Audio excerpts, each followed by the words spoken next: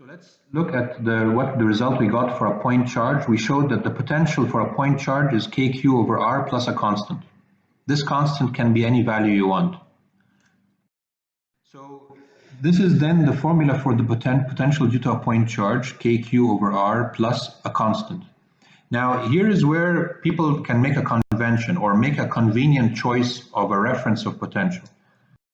If you put r equal to infinity, then this gives you 0. So the potential is equal to V node. So V node is the value of the potential at infinity. So we're going to make a convenient choice. Let's set V node to be 0.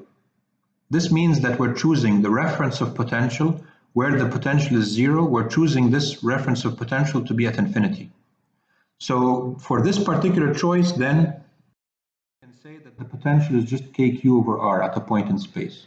Remember that when we say the potential at a point in space is kq over r, we're still not really saying the potential at a point. We're getting the potential at a point minus the potential at infinity, which we took to be 0. So there's no such thing as potential at a point.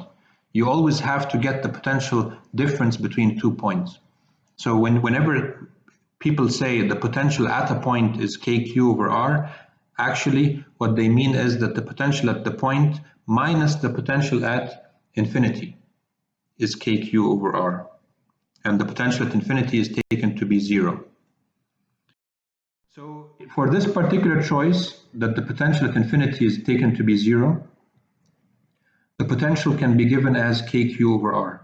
And that means that the potential is symmetric. If you go anywhere, it's spherically symmetric. If you go to any around a point charge on this sphere of any radius, the potential has the same value. I put positive charges give potential values that are red in color, and the color gets weaker as you go far away because the value of r increases, the potential gets weaker. For instance, if you draw a sphere like this sphere around the point charge, the potential, say, at every point on the sphere is 100 volts, for instance. The potential on this sphere at every point is, say, 90 volts, and so on.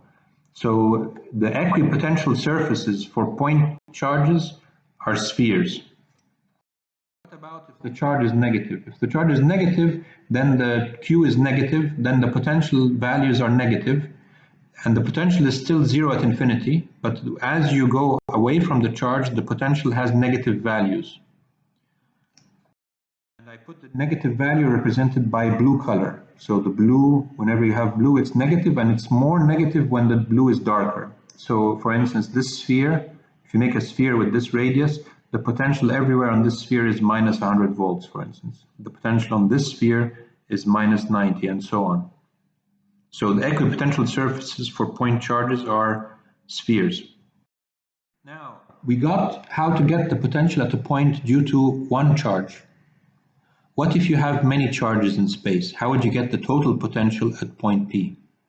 This is going to be the subject of the next video, and this will then finalize this long process that we've been seeking, how to find the potential for a certain charge distribution.